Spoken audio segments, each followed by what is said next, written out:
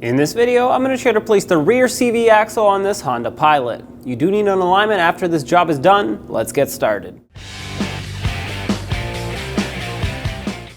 With a 22mm socket, let's remove all 5 lug nuts and then pull the wheel off.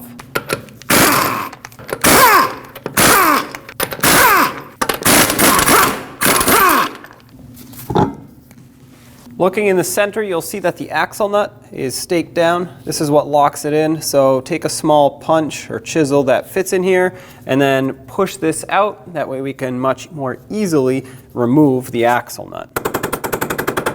Just like that. Doesn't have to be perfect, but it is now round again. And with a 36mm socket, remove the axle nut.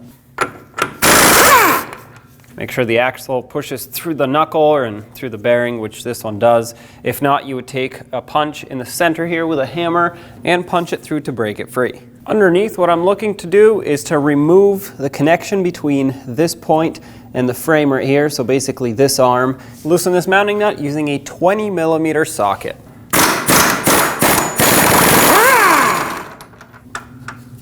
Take the nut off and the washer. And then on the other end of it, we have a 19mm headed bolt. Remove that.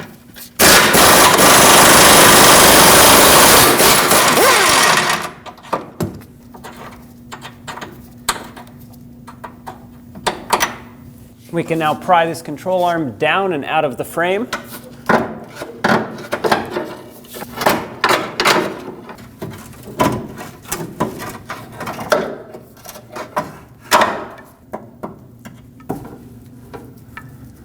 And this is why I loosened it up here, so we could just remove it and get it out of our way. Now we need to disconnect this upper control arm. Typically, you'd want to disconnect it off of the knuckle. However, this is going to be very difficult in most cases because there's no space to pop the ball joint off of the knuckle. So what I think is going to be easiest is if we disconnect it from the subframe side. It's just a 19mm headed through bolt. Once this is off, the control arm will still be attached, but we will get the swing of the knuckle that we are looking for. And then we can move this out of the way as needed.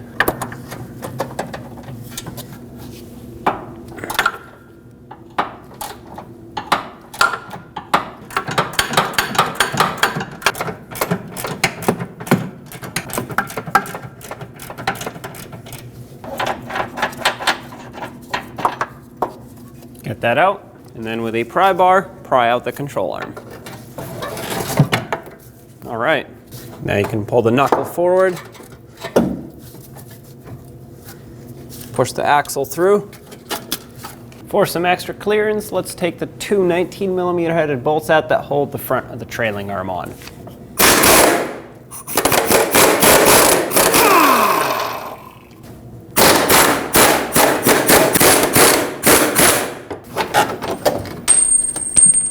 Now the knuckle can lean forward, push the axle through. Pay attention that you don't overstretch your brake line or even ABS wire. Both of these are okay still. Okay, get the axle popped out. And with a large heavy-duty pry bar, pry right here, and that should get the axle separated from the differential.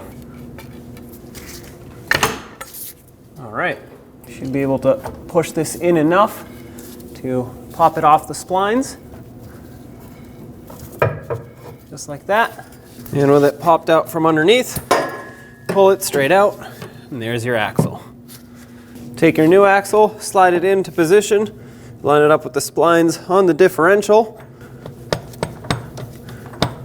and make sure you push it in all the way. There we go. I like to use its own weight to push it in all the way.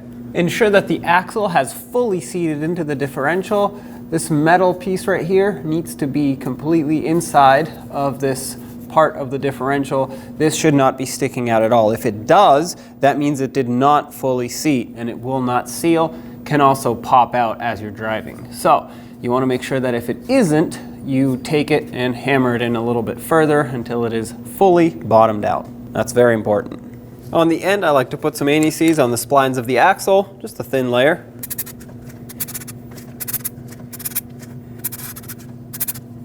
Then we'll take the axle and stick it right back in to the knuckle and the wheel bearing.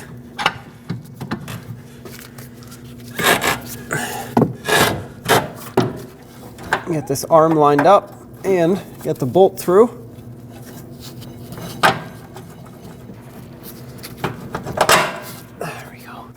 Let's get this close and snugged up, but not completely tightened because we have to torque this one at right height, and I can't actually fully torque it anyway, so I'm just going to tighten it by hand.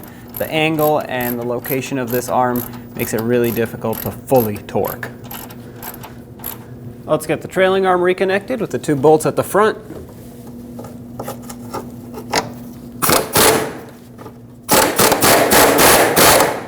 Get one started on, and we'll get the other one started as well. Pry the entire knuckle assembly forward if needed, so that the bolt hole lines up.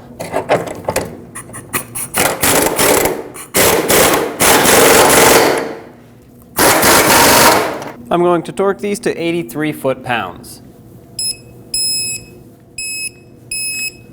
Let's put this lower control arm back on. It does not have a forward and backward direction, but it does matter in which way it came off, so you want to make sure that you put the side that came off of the knuckle back on the knuckle and vice versa on that side.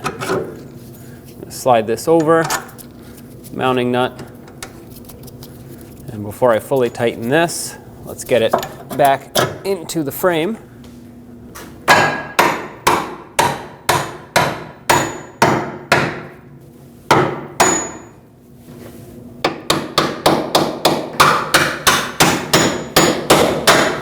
To help me line up this bolt, but also to get everything at right height so we can properly torque it, I have a pull jack here lifting up on the control arm, or on the knuckle I should say, and this is going to get us much better access to everything. Now tighten things up. 69 foot-pounds is the torque for this bolt.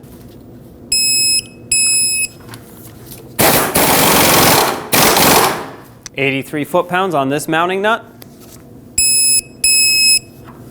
And it's hard to see, but this is that top control arm. I got my long ratchet in here. Let's tighten it up. The torque would be 69 foot-pounds, but I can't torque it, so I'm just gonna make it nice and tight.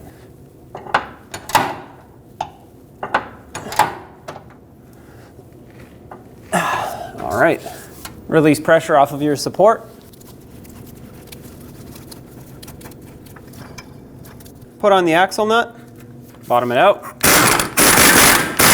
The torque for this is 181 foot-pounds. To stop the hub from spinning, I'm using a pry bar between the lug studs, and 181 foot-pounds, here we go.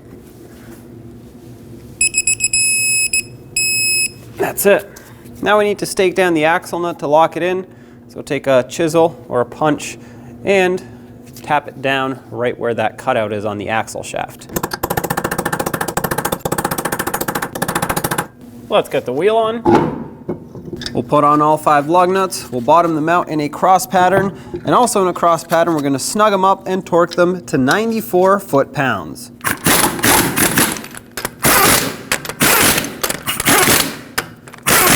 .94 foot-pounds in a cross pattern, here we go.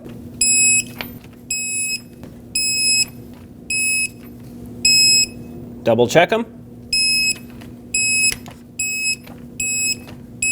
And there you have it. Take it for a road test, and don't forget to get in alignment. When only the best will do, demand TRQ. The only company that lets you view before you do. TRQ is committed to offering the highest quality aftermarket auto parts that are engineered for peace of mind. Thanks for using and viewing with TRQ.